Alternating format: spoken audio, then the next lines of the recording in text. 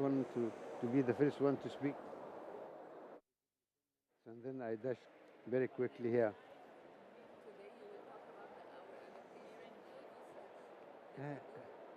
I don't know. I mean, the question that were sent to me, it was about the Hi, elements testing of the mic. to Assalamu establish alaikum and welcome concrete everyone to or join us today for this shall we say, distinguished event. uh, It's a pleasure to have all of our different guests here who have taken the framework time to join us for this event that we have today. I'm also proud to announce that we have a bunch of VIP clients who are joining us today, and it's a pleasure to have you all.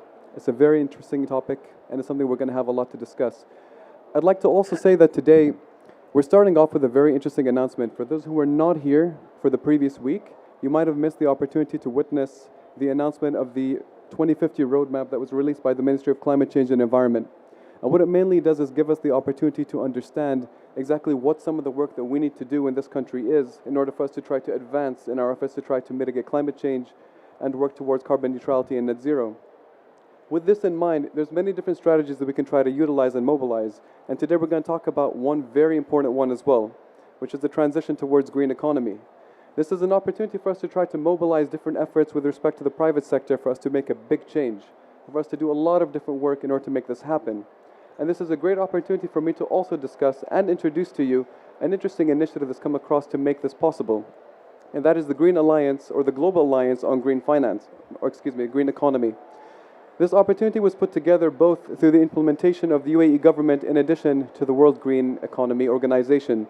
And through these efforts together, they align different parties together and different countries in order to try to make it possible for us to transition towards green economy.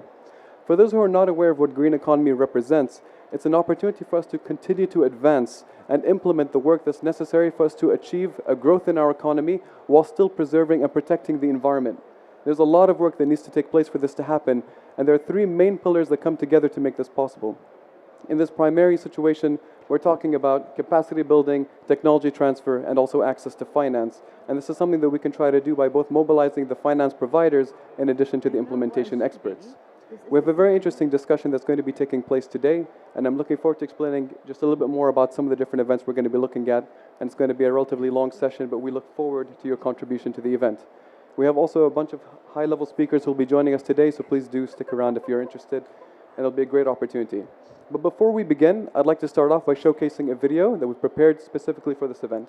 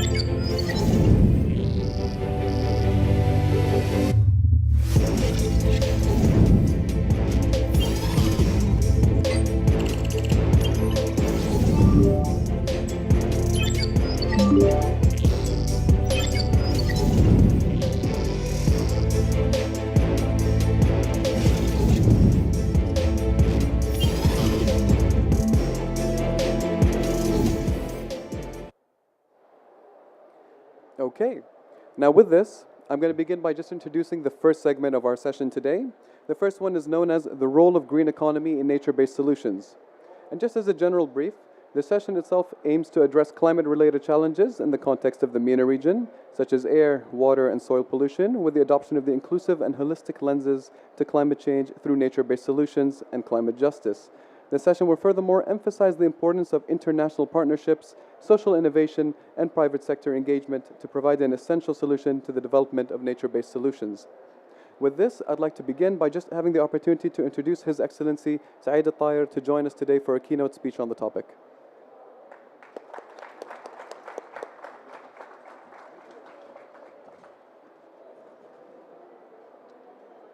Your Excellency, ladies and gentlemen, Assalamu alaikum wa rahmatullahi wa barakatuh. It gives me immense pleasure to extend a warm greeting to you all at this vital forum that seek address the prevent global risk posed by climate change and accelerate the transition towards global green economy. Your presence and commitment to building momentum for the green economy shift through sustainable solution is highly appreciated. Before I proceed, I would like to thank our distinguished speakers who have joined us today to share their knowledge and experts and contribute to supporting the agenda of the green economy and knowledge and support the United Nations Framework Convention on Climate Change and the government of Egypt who are hosting the COP27 summit. Ladies and gentlemen, the world is witnessing major crises across all sectors due to climate change, which has caused natural disasters in various regions worldwide. Europe experienced its worst drought in the last 500 years, shrinking water levels in key rivers. 1/3 of Pakistan was completed and deeply flooded with rainwater, bringing widespread destruction and misery. The sixth assessment report of Intergovernmental Panel on Climate Change indicates that climate change will impact water quality and availability. Globally, 800 million to 3 billion people are projected to experience chronic water scarcity due to drought at 2 centigrade warming. This calls for climate action at all levels to protect economies, livelihoods, and ecosystems. What is needed today is solutions that address several challenges at once, transitioning to a green economy as well as resorting to a nature-based solution will contribute to enhancing food and water security, address climate change and biodiversity loss, and strengthen the response to disaster. Climate-smart agriculture, forestation, and natural ecosystems restoration are multifaceted, serving the economy, people, and climate response. Platforms like COP27 not only allow global stakeholders to have their voices heard, but also provide a forum to address climate change, share the best practices, and build commitments. Most significantly, such platforms make sure that all stakeholders are fully committed to and involved all measures intended to curtail climate change. This will help the society and worldwide in successfully adapting and ensure preservation of ecosystem on the planet Earth. Ladies and gentlemen, the UAE attaches great importance to adopting the principle and practices of a green economy to achieve sustainable development and combat the precaution of climate change. The UAE is a leading effort by setting a framework for achieving net zero emission, launching green initiative, and ambitious national strategy and policies that will help reduce carbon emission and adapt to climate change, as well as find a smooth path towards achieving economic prosperity that goes in parallel with environmental sustainability. To support the Dubai Green Energy Strategy 2050 and Dubai Net Zero Carbon Emission Strategy 2050 to provide 100% of the total power production capacity from clean energy sources by 2050. Dubai launched major strategic initiative and development projects. These projects, built through Dubai Electricity and Water Authority, include the Mohammed bin Rashid Al Maktoum Solar Park, the world's largest single-site solar park using independent power producer model with a production capacity of 5,000 megawatts by 2030. The pump storage hydroelectric power plant in Hatta using clean energy, which is the first of its kind in the GCC region, and the green hydrogen project that DEWA implemented at Mohammed bin Rashid Solar Park in Dubai. It is the first pilot project of its kind in the Middle East and North Africa for green hydrogen production. Bridging these elements is also a priority to make the implementation process as efficient and effective as possible. Advancing the green economy requires international cooperation, guaranteeing a new approach and stable partnership among all stakeholders globally. In this respect, the UAE government, along with the WIJO, have launched a global alliance on green economy in September 2022, aiming to advance policy making and implementation toward a green economy. At a global, regional, and national levels, solution under the alliance will address the transition, climate change, and sustainable development. Today's at COP27, among others, will bring us closer to making such solution available and accessible, and lead us toward achieving our shared ambitions to combat the harmful effects of climate change, and support cooperation initiative to help the world achieve future sustainability through the transition to a green economy. I wish you all productive and successful outcome at this session. Thank you very much.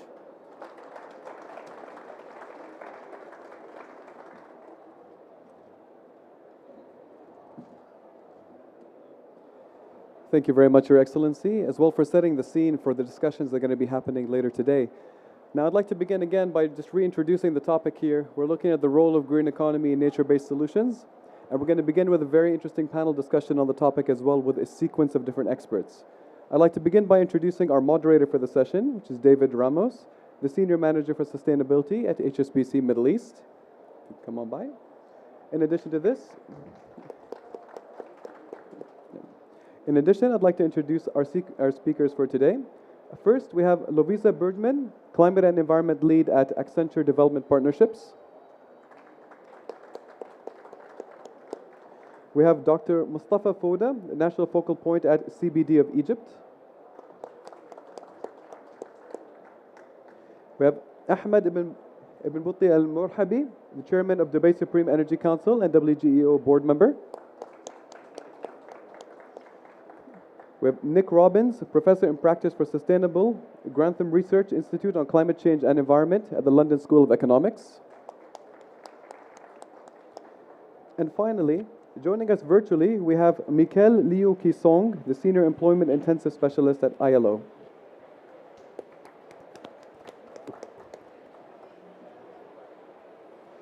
Thank you all. And I'll now pass over to David Ramos to carry on and moderate the session.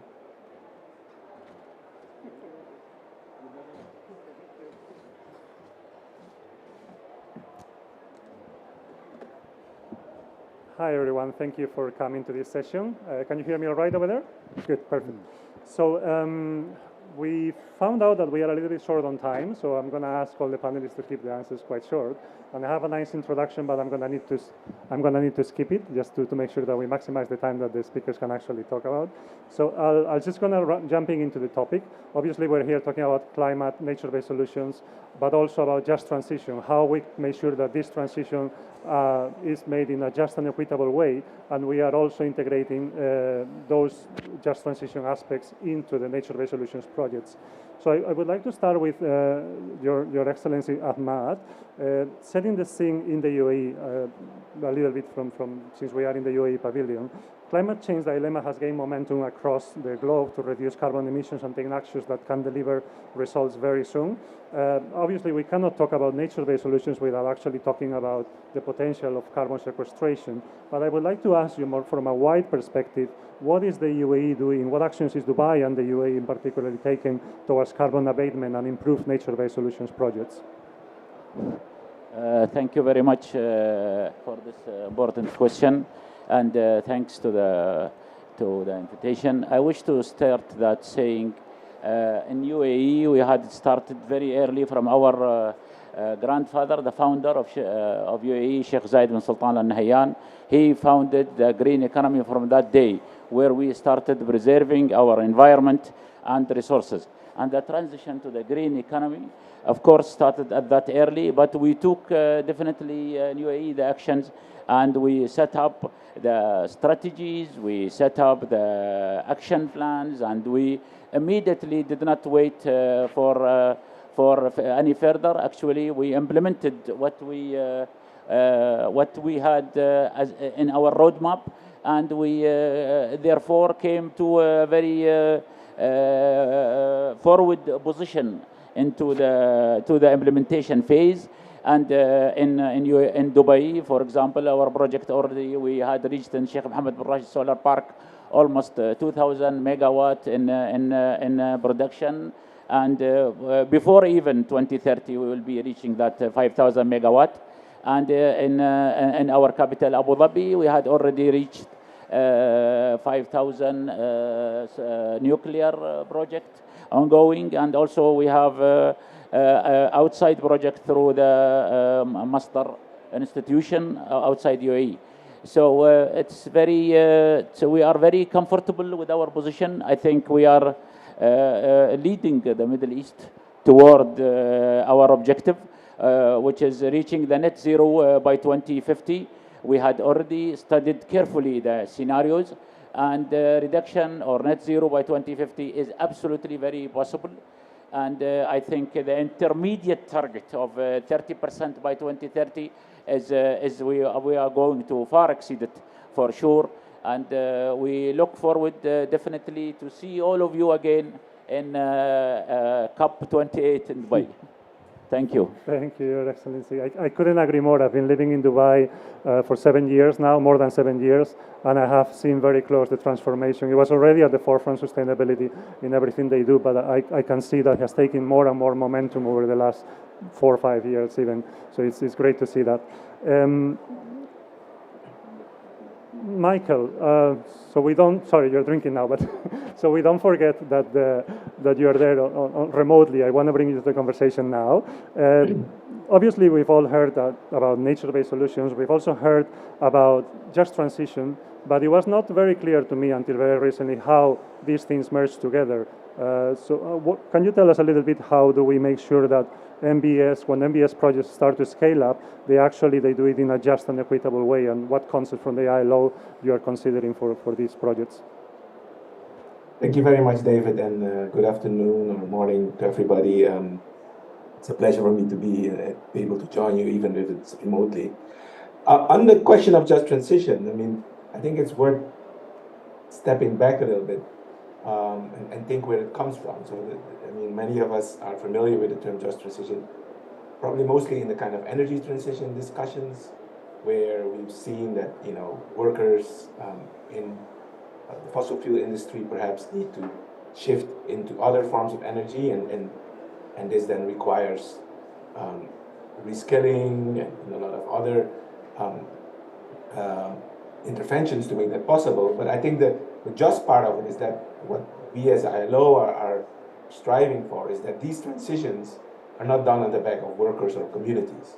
So that it's, we know these transitions will happen, but these people, if they have to lose their jobs and we don't have measures for them to find other means of income, they're going to resist these transitions. And I think that the core of just transition is that these transitions, as we transition from what we call current status to sustainable economies and societies, that this is done as a just manner, and that that they're not losers and winners, or that there's measures to help the losers overcome these transitions. Now in NBS, as I said, a lot of work has been done in the energy space, but in NBS we'll see a number of transitions, and here it's equally important that as we embark on promoting and scaling up NBS, that we carefully look at the kind of transitions that we may encounter. And I think there are two really important things that I'd like to mention here that we all, I think, need to be taking account of, in which we as the ILO have in these kind of guidelines we have for a just transition. And the first really is what we call social dialogue, can also be seen as stakeholder consultations, but that the participation of all those affected by NBS is really critical in ensuring to make it just. All the voices need to be heard. People who are negatively impacted need to be heard. And the second, and then see what can be done to help them in this transition. And which then takes us to the second point, that actually in these there are real measures that are taken to assist those who are negatively impacted, be it reskilling efforts or measures to compensate for loss of income in some cases, or helping farmers who go into more sustainable means of agriculture bridge this time, because often nature-based solutions, these actually take some time to reap the benefits, and people need to bridge that time. They may have a drop in productivity for a while before they can really benefit from applying these solutions. So there's a lot of transition issues on NBS, and I think what we are advocating is that these are thought to carefully, and that what really is critical is that all the stakeholders are involved in making these decisions and planning these solutions as we go forward to make sure the outcomes are just. Thanks. Yeah. Thank you for that, very clear. And I think we have a lot of examples where lack of understanding of the value of the ecosystem that we are restoring or protecting for the local communities is actually damaging, and is a barrier to overcome for implementing successful nature-based solutions projects. So a very important topic indeed. Lovisa, if I can bring you to the conversation now. If I'm honest, when I think about nature-based solutions, I think about forests, I think about trees, but your work is more focused on the ocean, from what I understand. Can you tell us a little bit more the role that oceans play on nature-based solutions, and how would you ensure, if we can call it a just blue transition? Thanks so much, David. And I would just like to start by saying that I'm really delighted for being invited to this panel on nature-based solutions, because what we've seen in the last 10 days here at COP27 is this increasing momentum on climate adaptation. And as soon as we start to speak about climate adaptation, we are also unavoidably entering a conversation about nature-based solutions and the role that they play in solving for that big challenge. And to your point, David, I would like to use the ocean as a platform, partly because my role at Accenture Development Partnerships is to oversee our oceans portfolio. And so we are a social enterprise within Accenture, the broader consultancy firm that works with accelerating the UN Sustainable Development Goals. But the other reason is also the ocean provides us with tremendous opportunities and some very representative characteristics when we speak about nature-based solutions. So we've heard a lot the last 10 days about mitigation, adaptation, loss and damage. And what's so interesting with ocean nature-based solutions is that they tap into all three of them.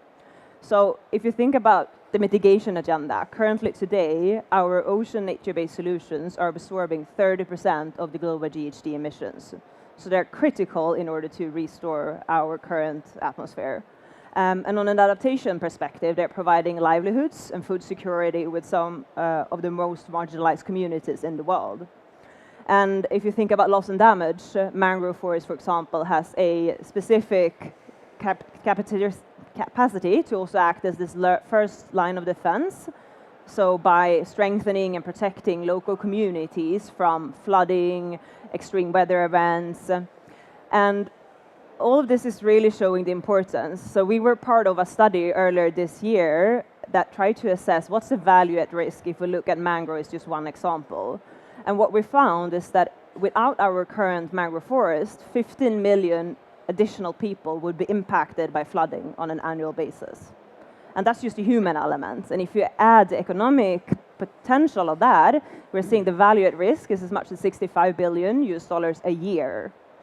And I think that's really what we're struggling with so often. We haven't really made a connection between nature-based solutions and the economic potential. So what we are doing at Accenture is trying to make sure that these solutions are also getting bankable. So for example, we worked extensively with the World Bank and local NGOs to help project developers to get access to finance, specifically by using voluntary carbon markets. And my hope is that the years ahead, we're going to see more such investments, not only in mangroves, that I know is very rich in the context of UAE, but also biomass and carbon sediment, so we can really start to develop those solutions. The other thing I would like to mention is also bluing the Paris Agreement, because we've started to see some action on that this year, but still to date, many of the parties have just been starting to incorporate marine ecosystems into the national determined contributions. And I hope that what happens in Montreal after Sharm will help accelerating the blue part of Paris as well.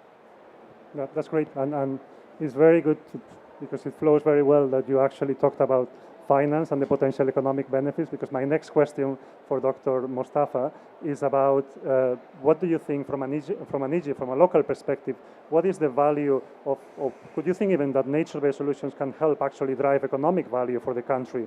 And if yes, how would you say they can? Well, how can I start now? First of all, I would like to thank the organizing committee. I was very amazed with the progress already have seen in the video itself, because I personally have seen Sheikh Zayed, Allah yarhamu, when he planted mangrove in Abu Dhabi many years ago. And at the same time, I take the opportunity to introduce one of the well-known Egyptian economists. His name is Dr. Hussein Abaza. He's with us here, and this man, he is the one that he introduced green economy to the world. At the time, he used to work in UNEP, and then he was, I think, moved to Geneva to deal with the whole process for almost 20 years, right? Would you please, Dr. Hussein, just be able to show you? So we are very happy to have in the region eminent scientists, people who work in government, and we have good case studies to a great extent. But for me, it is very simple without going into details. Whenever we talk about nature-based solution, we have to look at the original definition of provided by IUCN. It is an action or actions to protect sustainably managed natural resources and restore these natural resources or ecosystem, whether they are natural or modified. But at the same time, you take into consideration the societal changes, whether our challenges, whether it is climate change, whether it's food, water, natural disasters, whatever. While you are doing this, you address these societal needs, because all of what we are doing is to the benefit of people. But you have to do it effectively and adaptability as well, while providing human well-being benefits. Based on this, you need to have a frame for the nature-based solution in a way that you could say, this is a frame that all of us we can agree upon. We have enough information that you can build in our region a frame. You start with promotion of nature conservation. Number two, you implement it either alone or integrated with some other engineering aspects, whatever. We have to be sure it is a site specific. What is happening in Emirates, for example, the mangroves, where they were very successful, this doesn't mean it can be done somewhere else. We have done it in Kuwait, for example, and it was a very successful, but because of the water temperature limit, I think in Kuwait, especially in December, they couldn't survive mangroves. At the same time, you have to take into consideration the local knowledge, especially traditional knowledge in addition to scientific knowledge. You have to produce societal benefits, otherwise people will not listen to you. It is not only economic, it could be job creation, it could be many other things as well. And you have to maintain both cultural and natural heritage in a way that you can put all of them in a frame that all of us, we agree. At the same time, you have to consider the trade-off between economic benefit and future options. For example, in Egypt here, we used to have many fishermen in the Red Sea. Most of these fishermen, they have to move somewhere else, like tourism, for example. Yeah. So you have to consider all of these future options based on the evolution trends of the ecosystem to a great extent. So, how do you do that? Have we done it? Yes, we have a policy. Whenever you have a policy, you must have something that you can start with. Where we can start? We started with simple things like wetlands, for example, because wetlands, many people can benefit from it, and they have important role for climate change, for example, blah, blah, blah.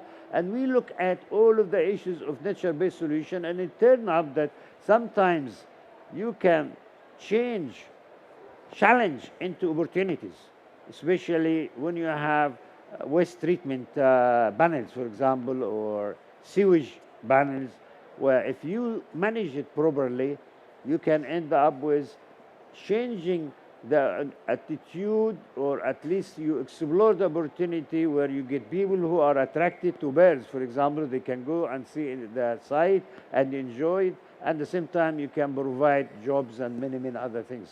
Yeah. So we have done that in wetlands, in Egypt. We have done it in coral reefs, and through protection itself, because this number one in the frame itself, protection of nature conservation. Or lastly, three things that we need to consider. Number one, why you are doing this? We are doing it because of man. They are the ones that they have created problems, whether pollution, climate change, whatever.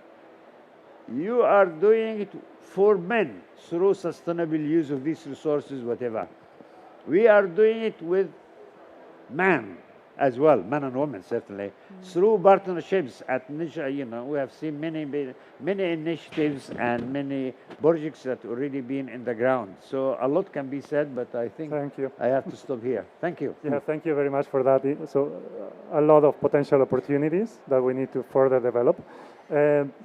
Nick, your team, you and your team at the London School of Economics have worked quite extensively on the concept of just nature transition, complementing a little bit probably the transition that needs to happen more around the energy sector, carbon emissions, all of that. Could you be able to summarize a little bit what is this concept for you, and what is the role as well on the financial sector on that concept? Well, thank you very much, and it's great to be here in one of the coolest pavilions in COP, and looking forward to joining next year. So we've heard a lot at this COP about just energy transitions and partnerships. I think this meeting has a lot of foresight, because we also need to think about just nature transitions, as we've heard. Nature is essential to delivering climate goals, but also we need to do that through a just transition as a trust-building mechanism, and also so we're delivering development outcomes in terms of decent work, more jobs, and also gender equality, as we heard in the WGEO video at the beginning. So the just nature transition, I think, is making sure that the interests and rights of workers at the heart of the process, making sure the community voice is there, that we're building skills, The voice of women is there, and particularly for nature, to think of the role of indigenous peoples, particularly when we're thinking about forest conservation. Our work at the London School of Economics is very much about the role of finance.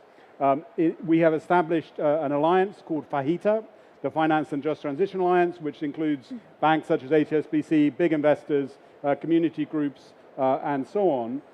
And we've produced a report called Just Nature, which highlights how banks and investors can incorporate the just nature transition into their very practical operations in terms of different asset classes, in terms of different customer groups. And here at the COP, we were delighted to partner with the ILO, and it's good to see our colleague who came in earlier, on a just financing tool. So again, this is the implementation COP. We're very interested in this being highly practical. We see lots of opportunities, potentially in the bond market. We already see green bonds, we see social bonds, we see sustainability-linked bonds and loans. And I think there's going to be a lot of creativity, hopefully out of the Emirates, to see how we can have a new generation focused on nature, which is looking at environmental outcomes, but also linking that to very clear social outcomes for workers and communities, so we deliver a just transition. If I might add just one final thought, clearly within the financial system, and one as important in the UAE, we want activity by private financial institutions, public institutions. There's also a key role for central banks and supervisors to really think about the financial system as a whole, to think about the risks of climate change and depletion of nature, but also to think about how to scale up. So I hope that can be part of the discussion about scaling up nature-based solutions. Thank you. Thank you very much. And that's just perfect on time. Thank you for that. We managed to do it. I have a whole new set of questions, and I was hoping I could open to the audience for questions as well. But unfortunately, we ran out of time. We can maybe just take it when this panel finishes. I just want to thank you, Your Excellencies, for being here and supporting this important work. And I'm sure we're going to be talking about it much more next year in Dubai, about this concept. Inshallah. Thank you. Thank you very much. I think we're going to take a photo, I think.